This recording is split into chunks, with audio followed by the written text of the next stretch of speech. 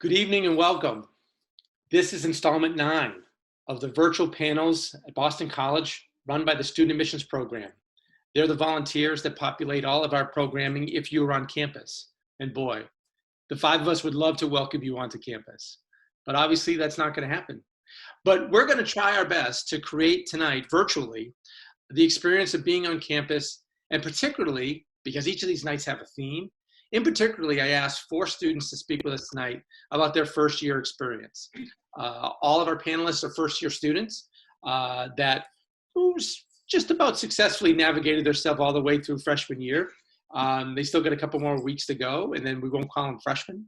But their experience of transitioning to college, choosing a college, navigating academically, navigating socially, getting to know the traditions and customs of life at Boston College. I think that's going to be great information for the future class of 2024.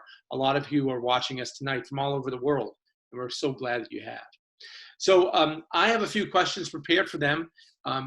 During the night, if you do have a few questions, you can use the Q&A function on Zoom, and you can send them on to us. We'll try to get to some of them, but we'll also give our contact information at the end if you want to reach out to any of the panelists specifically. I'm going to do some introductions, or at least get you guys started with introductions. And we usually go in alphabetical order of first name, so you guys can figure that out. Let's see how smart freshmen are.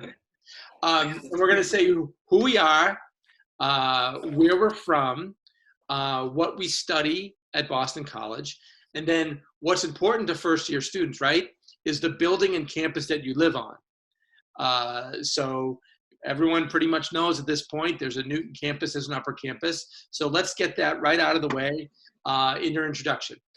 Then I'll feed you a few questions and we'll kind of see where it goes from there. So let's start introductions. Let's see if you figured it out. All right, awesome. It looks like I'm the first alphabetically by first name. So I'm Perfect. Brian Gardner. I'm from Foxborough, Massachusetts, and I am studying in the Carroll School of Management, concentrating in finance and business analytics. And then I also have a major in psychology.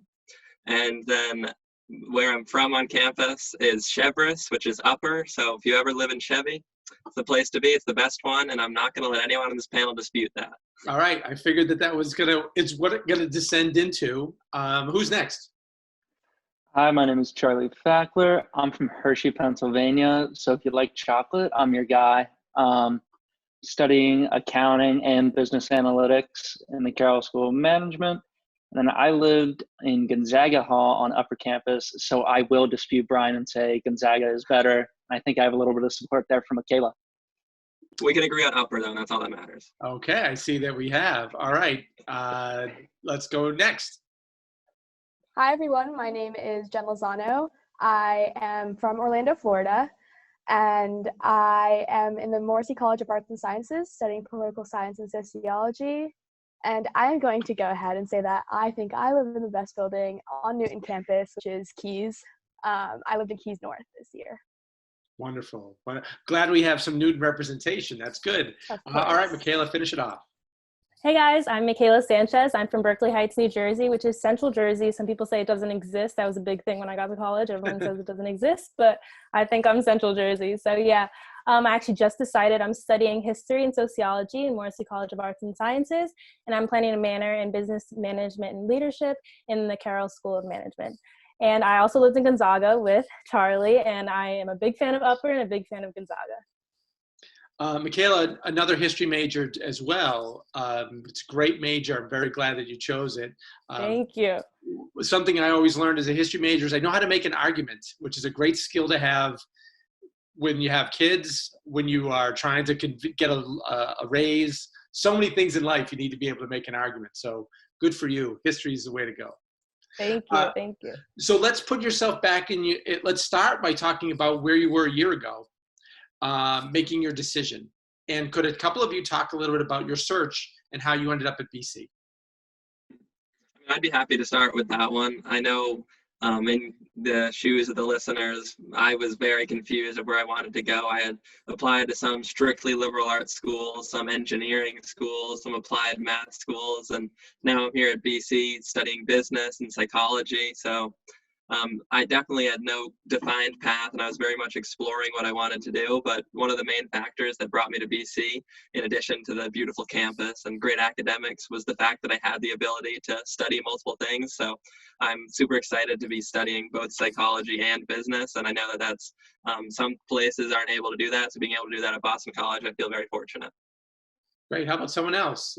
Your journey to BC. Yeah, I can go ahead. So coming from Orlando, Florida, it was definitely a big move. I had a lot of things to think about, including weather and just living in a city compared to Orlando. My top two choices were actually the University of Florida, which is a large public school with about 50,000 students. And then there's BC, which is a liberal arts private school with about 9,000 students. So that was a big choice, but what ultimately got me was in going to visit the campus and hearing a lot about BC. Its location was a really big pull for me, and then the network of alumni that it has. So BC is just about 15 minutes outside of Boston, downtown Boston, which was something that I was all in for, and I wanted to be able to explore a city. And same thing with that, the alumni network that is built, being so close to the city, was something that was really enticing for me too. You know, you might be from Orlando, Jen, but you're in the darkest room. So, I mean, I know. just, I'm actually not in Orlando right now. I am in Ohio currently. okay, I'm Ooh. sure there's a huge story that we'll leave for another time. Yes. So let's just stop there. So a question came in about like housing and like signing up for housing, getting a roommate. Like that's kind of the next step, right? So you decide on Boston College, and maybe many of the people viewing us have decided on Boston College. The housing portal opens tomorrow, as well as the orientation portal. Now, I can tell people over and over again that there's no urgency here because people aren't placed in housing based on how early they sign up for it, I promise. But let's talk about roommates, because that's the first thing you need to square away when you get there. You're going to have a roommate, maybe for the first time in your life. Can a couple of you talk about the path that you took to get a roommate? Yeah, I can go ahead and talk about it.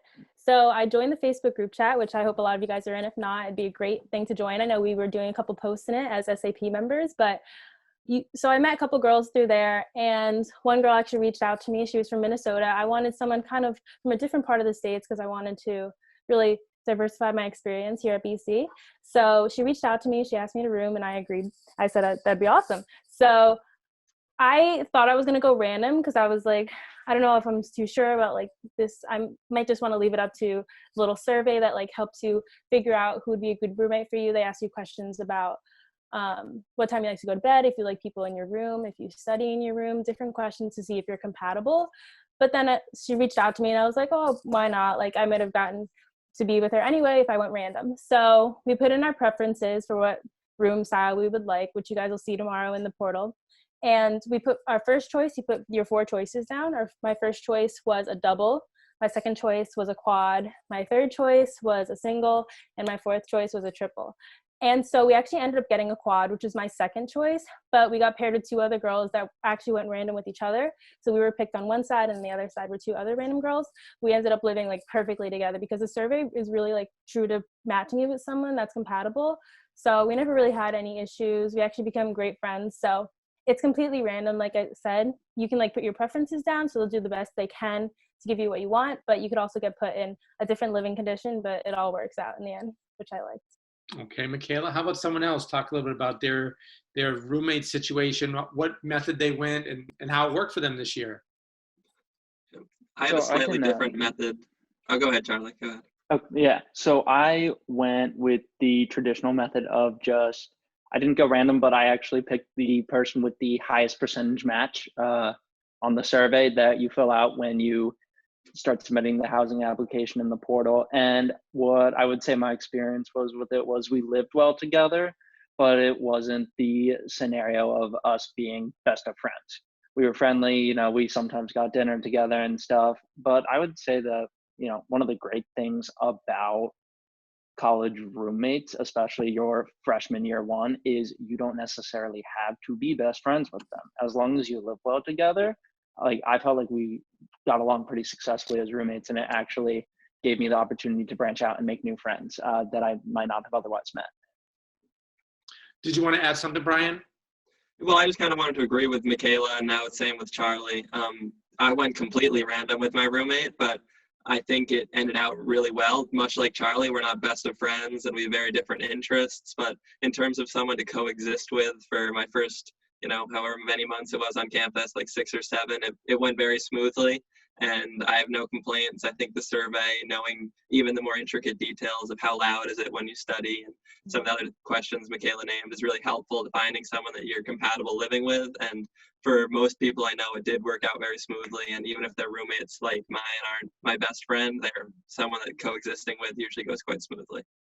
Now, I know that first year living has living and learning communities and other housing options. Were any of you interested in those? Do you know people that lived in those, or did they not necessarily interest you once you found out what they were, or maybe you didn't know that much about it? I was actually I wasn't in, oh, you go ahead. Go ahead, You Jen. guys can go. Go ahead, Charlie. Okay, sorry. I personally did not know much about the living learning community. However, I did meet a lot of people that ended up being in some. On the Newton campus, there was one called the Perspectives Living Learning Community. So Perspectives is just one of the many first year classes restricted to only first year students that covers parts of your core.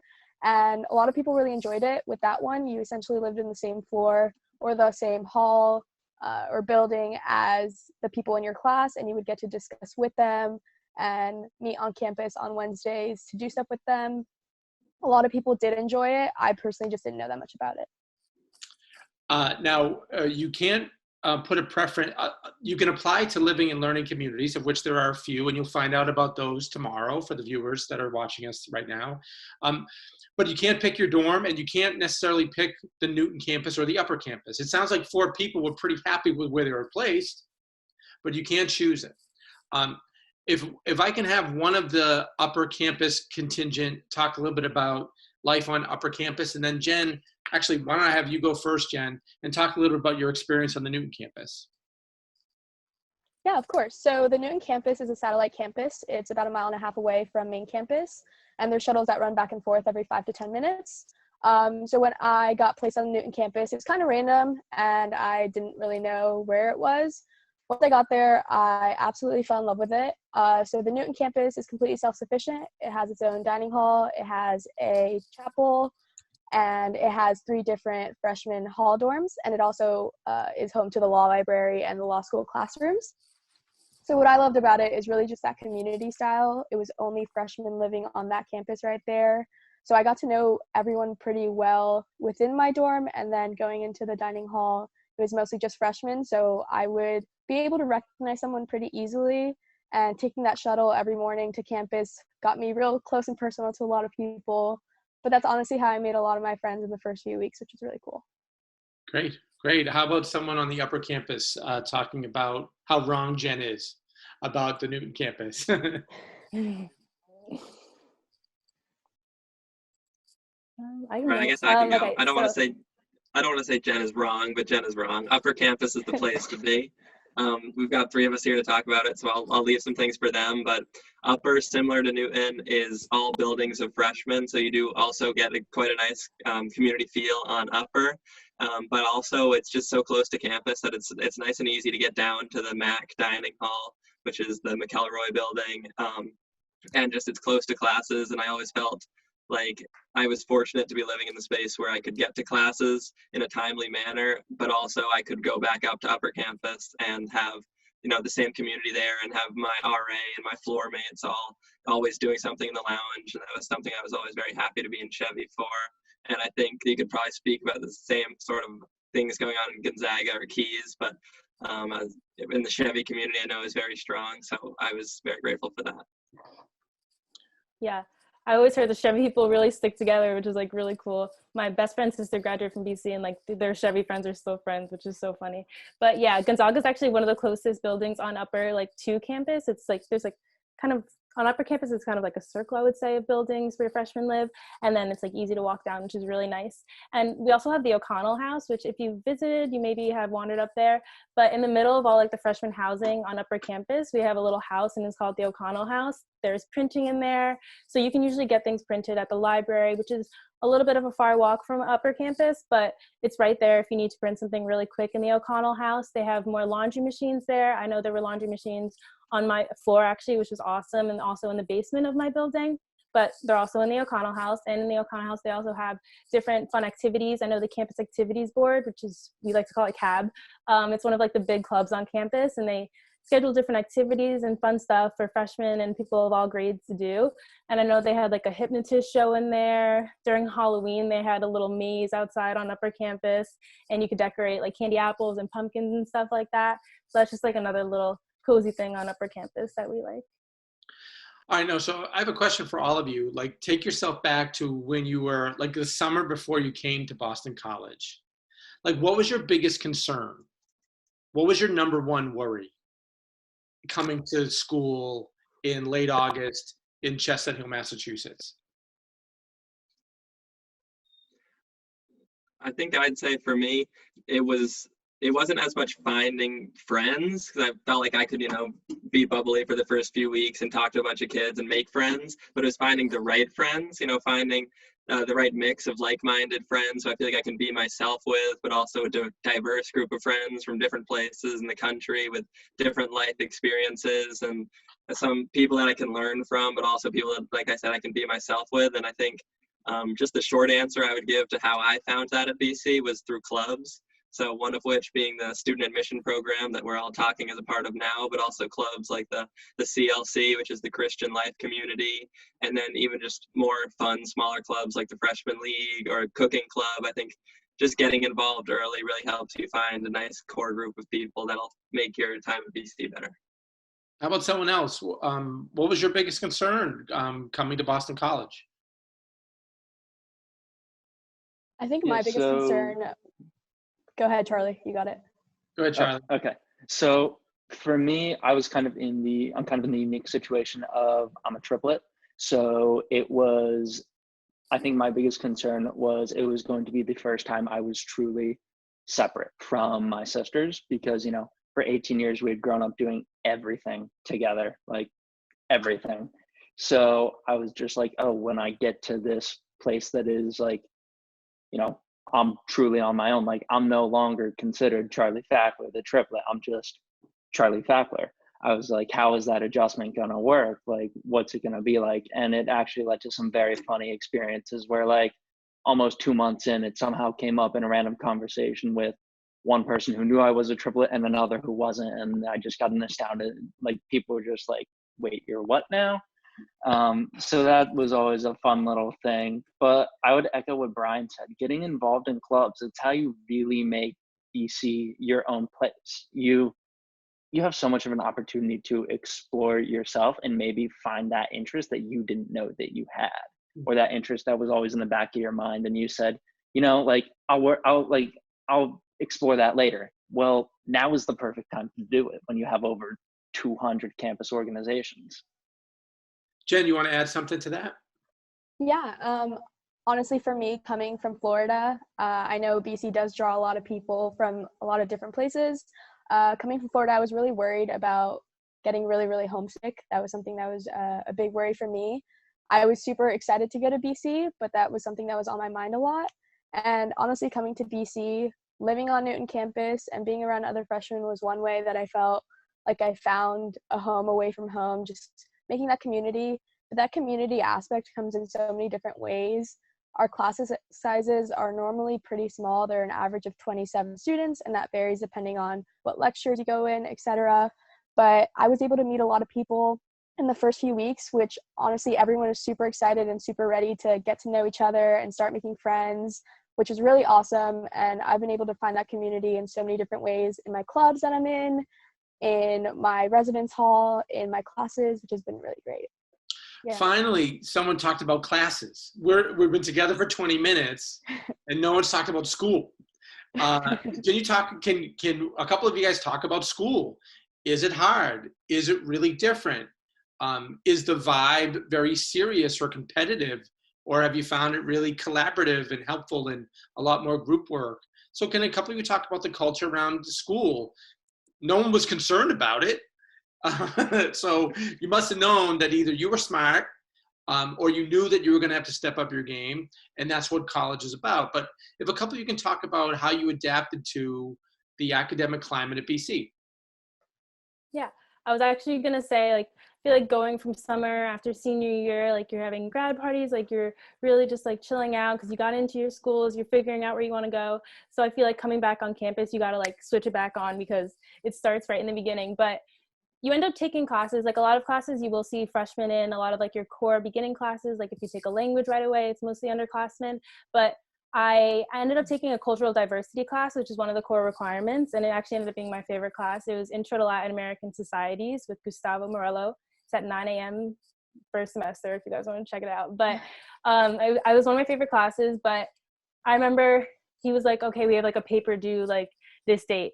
And like, I never thought it would cross my mind, but I'm like, how do I write a college paper? Like I've written high school papers, like they have to know the difference between the two. Like there's no way, like, I'm like, how do I like manage this? So through that class, he actually set us up with different appointments with the writing fellows on campus, which is really awesome. You can go to them, schedule appointments. You can send them a draft ahead of time. They'll make comments, you meet with them and you go over it. So they really help you transition into that high school style writing to that college style writing, which is really cool, that little transition period. And I feel like it was really nice to have classes such as like perspectives, which I took, and I highly recommend. It's a class where you could take theology and philosophy, which are both core classes for a whole year. So you knock out that requirement and you take it with all other freshmen, which is really nice because it's a class that meets 3 times a week and also on Wednesday nights. And all the freshmen know like Wednesday night is perspectives night, at least for our grade. So it's like another sense of community because you go to the big lectures together. You have a class that you know is only freshmen. First day of class, like you know everyone's in the same boat. It's not an issue if you approach anyone because everyone's in the same boat that you are. And it was really nice to have that class because you can also be able to you can also interact with people across all the different schools. Like everyone has the same core requirements. So I have a friend that I made in my perspectives class from the nursing school. Charlie's in the business school. He was in my perspectives class with Hudson. So it's just like being able to have those freshman year classes that you can really bond with people, but also having other classes you can take, like cultural diversity classes, which you turn to your side, and it's a junior or senior that can help you and give you advice about what major you might want to do or other classes that are similar to the ones that you're in. How about someone else talk a little bit about? I would also just. Yeah, go ahead, Brian. Yep.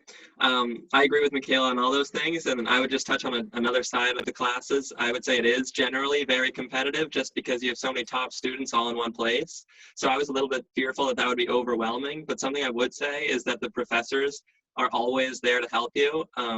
I'll put in a little anecdote of what happened to me today. Yesterday, there was a power outage in my area, and I didn't get power back until about 2 hours ago. And I was supposed to have a test today and a paper due today. And within minutes of emailing my professors, they were all happy to help me and quick to say, oh, it's no problem, worry about your situation at home first, and then we'll catch you up later. And I think it just kind of speaks to how willing professors are to help you out when you need it, and also just to get to know you as a person. I always felt like my professors had a genuine interest in not just me as a student, but me as a person. And I think that was huge in calming my nerves and helping me transition into the college sort of academic atmosphere, as well as the other types we've mentioned earlier with clubs and things like that. I've been in the admissions game for a long time, and working with the student admissions program, we always talk about managing time and how it was so much easier to manage time in high school because you didn't have much of it. You were in school so much and you had so many prescribed activities. And then you get to college and remarkably, there seems to be more time. And it seems the key to success is managing it well and making good choices. Has that been a struggle for you guys as you've adapted to life on your own, in a residence hall, away from home? Or are there ways that you've learned to really schedule yourself and simplify life in terms of all the choices that you have?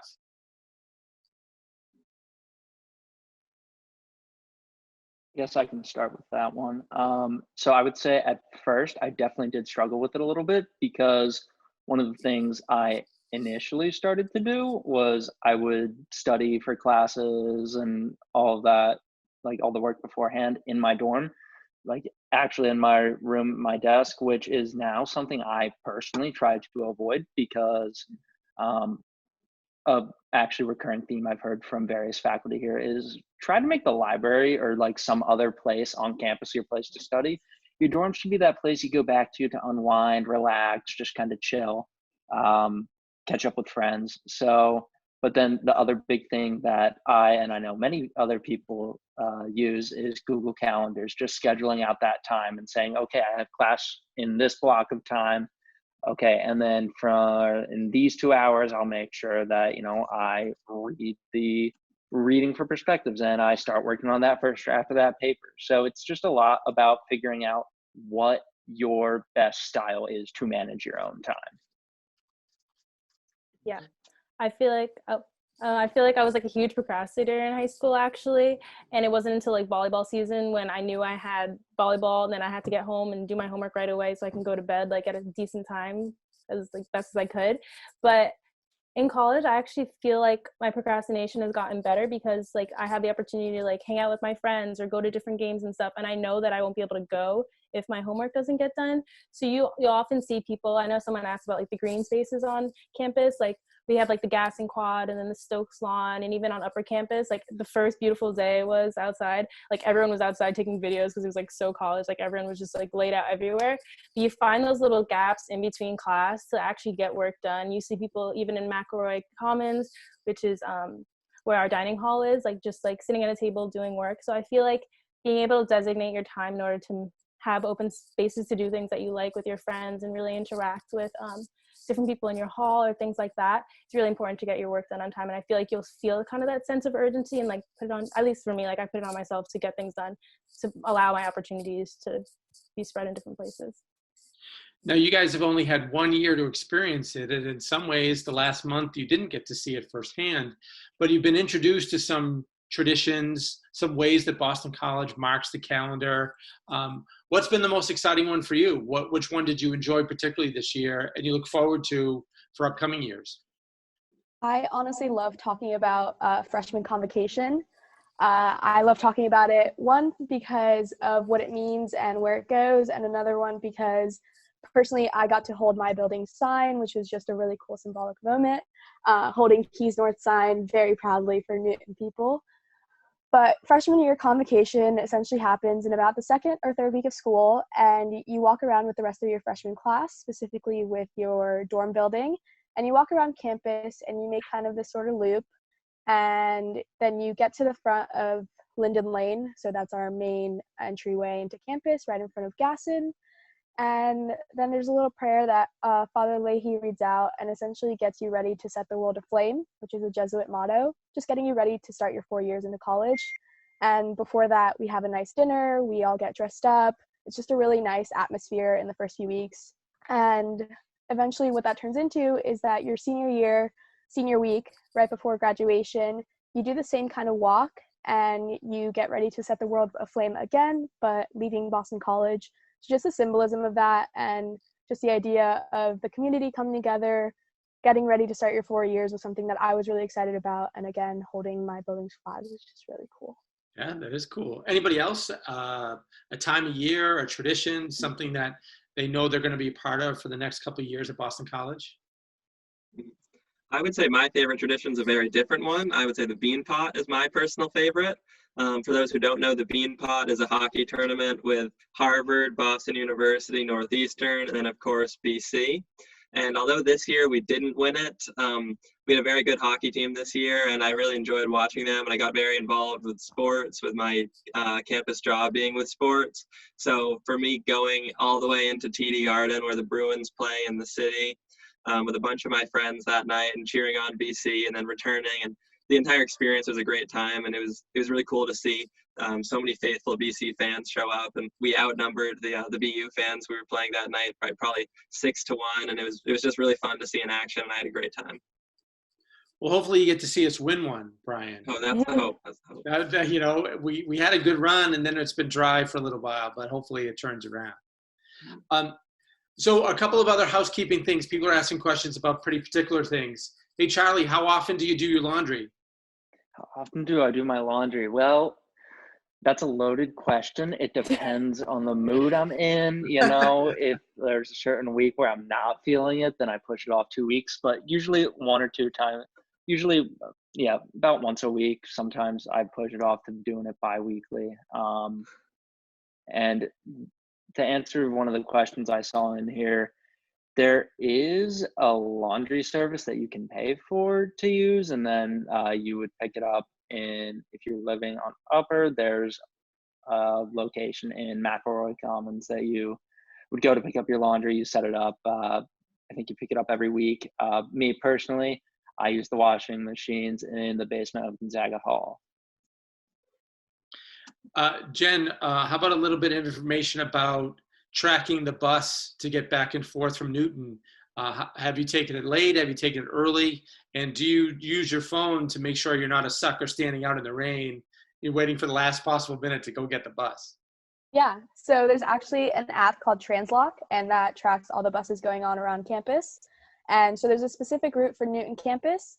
It usually starts about 7 a.m. in the morning, 8 a.m. on the weekends, and then every day the bus does run till 2 a.m. I've never felt unsafe on the bus late at night or super early in the morning if like daylight savings or anything, but I usually keep my phone on me with the app. I hate having to run for the bus, which a lot of people end up doing, but the app is pretty accurate, so that's helped a lot. A couple people have asked about jobs on campus. A lot of you are talking about clubs, but have any of you sought out a job? Do you have roommates that have jobs? Has that been a part of any of your paths so far, or your friends' paths so far? Yeah. Go ahead, Michaela. Okay. I actually qualified for a work-study position, which you can get like through filling out your financial aid application and everything like that. But work-study students do have opportunities to have like preference for certain jobs on campus. I work in the mission ministry office, which is really awesome. I am able to get my work done. If the office is slow, I really just do like filing. I greet people when they come into the office and things like that.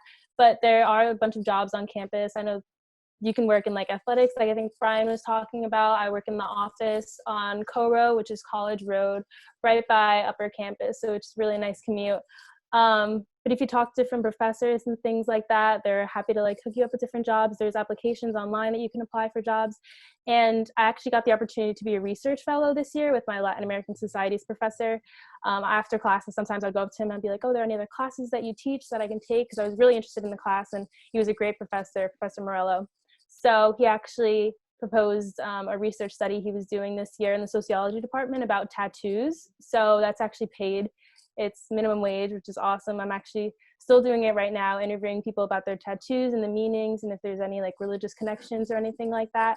So either if you're like a research fellow or you have like a typical job on campus, there's definitely opportunities to get involved. I know some people say like they don't want to start like freshman year right away because it's too much with their schedule, but I feel like that's also helped me create a schedule, get work done during those hours if possible, and really figure out how I can put things around that and get my work done. I think that's a great answer. Now, this is probably being away from home for this amount of time. Mom can't cook for you, and you don't have a kitchen in your room, so you're relying on the Boston College meal plan. How did the food treat you for pretty close to an academic year? Were there enough choices? Was there enough diversity? Is it a convenient system? Can one of you or more talk about food at BC? I can give a general overview. So I think one of the biggest unique things Boston College has is that it's an a la carte system. So if you're buying an apple and a sandwich, you're paying for an apple and a sandwich, versus some other places you'll see that you swipe in and it's like buffet style. But personally, I enjoy this layout just because it means that the dining halls are just more public spaces where you can go and you don't feel compelled to eat something because you're not paying to swipe in, for example. And then the food itself, my biggest comment on it would be, there are some kids who love it, there are some kids who don't love it, but my biggest tip would just be to make sure that you're sort of balancing out your meals, because I know if you get chicken and 2 sides every night, for example, eventually you're going to get sick of chicken and two sides, and it's kind of an inevitability. But if you do your best to diversify what you eat, and you try the different stations when they have them, and when they have like the cultural nights, you're not afraid to try some new things, that'll really help make sure that you continue to enjoy the food and you don't get sick of something within your first semester. Can you guys talk a little bit about, I mean, we're a Jesuit Catholic school, and I would have to go through your file again to remember which of you went to public schools, private schools, Catholic schools, but most people come from public high schools. So, and I knew none of you went to a Jesuit high school. So this was relatively new to you, or at least kind of new to you. Can you talk about what kind of impact it had on you freshman year? Was it a big surprise? Did it have a minor impact? Are you intrigued by it? But if one of you can talk a little bit about what you found in your first year. Yeah, I can try to unpack that a little bit. So I did go to a public high school. I had no idea what a Jesuit was going into Boston College. I knew that BC was a Catholic school, so there were certain things that I kind of expected, like the fact that we would have to take a theology class. But I think one of the really cool things about things like our theology class is it's not approached from some of them aren't approached from your typical way you would think of a theology class, where it's, you read a Bible. Take perspectives, for example. We covered the Bible a little bit, but a lot of it was covering philosophy. But even when we covered things like the Bible, it was looking at the actual content, like historically, and how it was unpacked philosophically. But I think the biggest thing about Boston College being a Jesuit school for me was my interactions with campus ministry, specifically with Father Tony Penna. He's the director of campus ministry. And he became one of those resources for me that was someone who I would just go and talk to like every couple of weeks. And it was just like, now he's the person who, when someone says, oh, like, what do you think of when you think of a Jesuit? I'm like, well, that's the man who I think of, because he was just so welcoming to me. He was just such that person who, when I was having a little bit of a tough time with my transition to BC, he was someone who I knew that I could talk to, and he would just ask me like that very important question of, how are you doing? And we would just unpack that. That's awesome. That's great. Someone asked a question about tickets. I'm sure you're all big super fans of Boston College sports. How do you arrange to get tickets? How often do you go? Do you go as much as you want? Do you just go to the very best, Brian, just to the Bean Pot and that's it? Can you talk a little bit about how arrange to get tickets? I mean, I guess since you kind of called me out there as a fair weather fan, I can take it. I would say I am a very loyal fan. Well done, Brian. You're well done. Immediately, you're given the option of buying a gold pass, they call it, which gives you admittance to all the BC games. In general, to go as a student is free unless it's men's basketball, men's hockey, or football. But using that pass, I think it's $200 for students to get the pass. You can go to any game, and I would say there's always a pretty good turnout for games. Students are excited to watch the players play, and usually we're very competitive with the teams, and we bring in some of the other best teams across the country for all those sports I just mentioned. So it's a very popular activity on campus, and it's highly publicized too. So you'll definitely see when the gold pass is being advertised and how you'll get it, and you'll definitely see all your friends at those games. It's a huge popular thing to do on campus. How often or at all do you guys go into the city? We hope that you use the city more and more through your 4 years, but as a first-year student, did you get to go in the city much? Yeah, I can go. You want to go, Jen? Yeah, okay, I'll start off. So I was really nervous about using the T, which is our main transportation system, just because I never had any sort of public transportation around me at home. I always used a car. But once I kind of figured out how to use it, I started using it a lot and actually was able to get into the city within 15, 20, 25 minutes, depending on traffic and what time of day I went. But my friends and I would go often just for a dinner, or if we wanted to go shopping, or if we wanted to get a breather from BC's campus and just kind of get out of the study mode and just walk around, hang out. The beginning of the spring semester, I had some friends and family visit, so I was able to show them around the city as well. which is really awesome just because I felt like I knew what I was doing and was able to kind of just be a tour guide around Boston, which is pretty cool. Yeah. Have you guys been, have you been brought around to be Red Sox fans? Michaela, are you a Sox fan now? I am a Yankees fan, die hard, so sorry.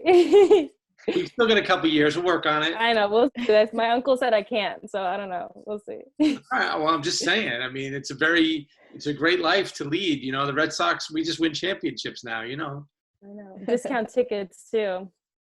Yeah, so did you go, well, maybe you would have gone to more games. Someone asked a good question, and as we get down towards the end of our time, maybe something that you've learned this year that if you had to do it again, you wouldn't do. Like, what did you make any mistakes this year that you've learned from? Meaning that if you lived through a freshman year again, how would you do it better or different? Have you thought about it that way?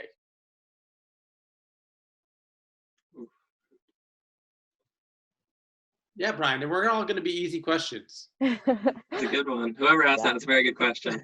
I think it's an interesting one. I think everyone's probably going to have very different answers, but for me, I think it's something that I would just tell myself, kind of a mindset to put myself in, just be comfortable in your own skin.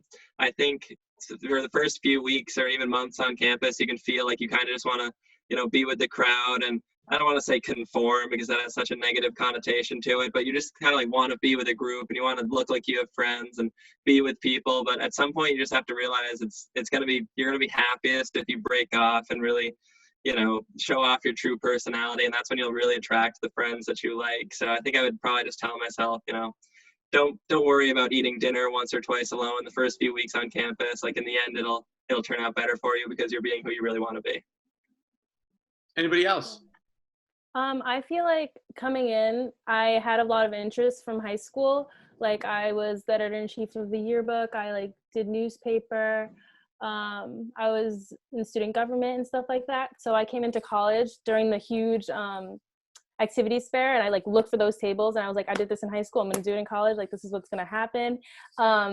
I ended up trying to do the newspaper. I got into the HIP program, which is the Heights Intensive Program, which you can really get involved with writing for the newspaper, taking pictures and things like that.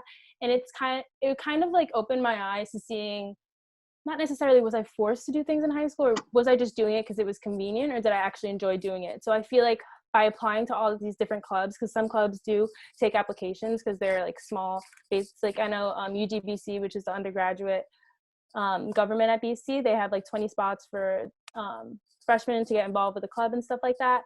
So I feel like it's a matter of putting yourself out there, but not feeling so conformed to what you did in the past and forcing yourself to like things, having a big broad idea of different interests that you might have. I tried out newspaper, it wasn't for me, so then I'm gonna see what else works for me. So I feel like it's a lot of adapting and changing, which is important, and you shouldn't go in and be this is exactly what I'm gonna do, because if you go with the flow, it'll probably turn out better than if you plan everything to the T. And after your first year, have you found a person? Have you found an adult like me who you can go to with a problem, who you could talk out loud to figure out a decision? Someone that you feel like can give you good advice and not judge you in the classroom, in your career advice, or in your life. Have you found that person? Maybe you have multiple people, but have one or two of you. Can you talk a little bit about how you found that person and how that person has maybe helped you at certain points of the year? Yeah, I can go ahead. I actually found someone in the student admissions program. Her name is Cindy Cordova. Some of you might know her or get to know her. But honestly, I was super happy to have been able to find her. She was also from Florida. She also had a Hispanic background, moved to Boston from Florida. So it was really nice knowing someone that's been through it all and was able to kind of relate to me.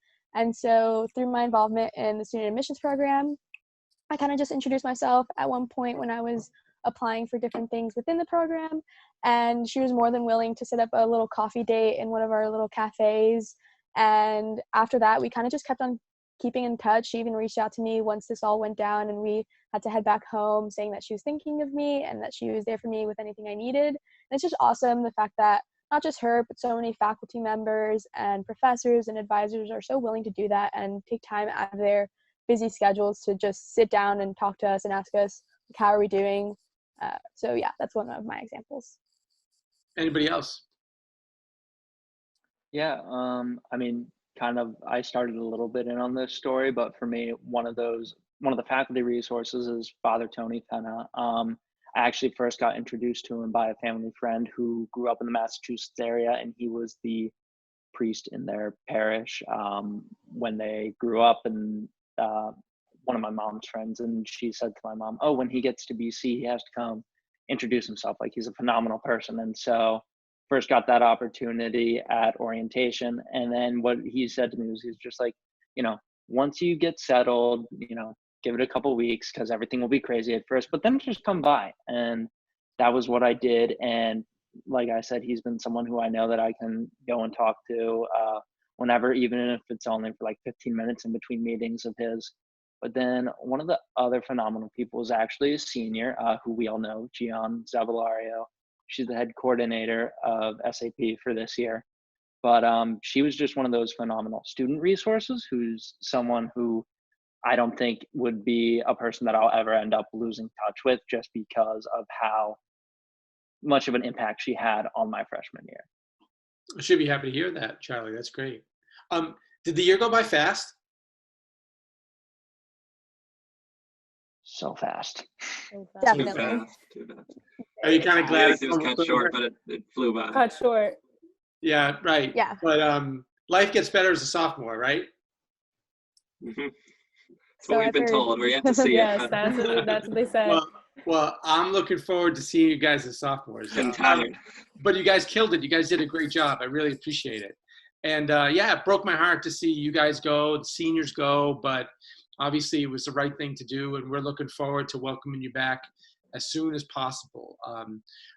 I think the people that are at home watching this really appreciate your time too. So thanks on behalf of them, and obviously your people back at SAP. Like me, we miss seeing you guys around. And again, I get the good fortune of hopefully seeing you around for 3 years in SAP as well. So I'm really looking forward to that. So that's the end of our program. Again, for all of you viewers that want to get more information, reach out to any of the 4 panelists. I thought they did a great job. And I'm not just saying that because I want them to keep working for me for 3 years for free, which is what the volunteer part of our program is. We have more programs coming up. Tomorrow, we have 2 programs. We have BC in the Midwest early, and then BC in STEM later in the night. On Thursday, we have a program focusing just on the Lynch School of Education. And we have other programs going out. We have 19 in all, and this is the 9th, so we're at the halfway point. And it's all by our student admissions program, which do such a great job. So for our viewers, thanks for tuning in. Good luck with your choice, and hopefully we see you at Boston College. And for my friends, thanks a bunch. Stay safe and healthy. We'll talk real soon, all right? Take care, guys. Bye, guys. Good night, everybody. Congrats again. Bye.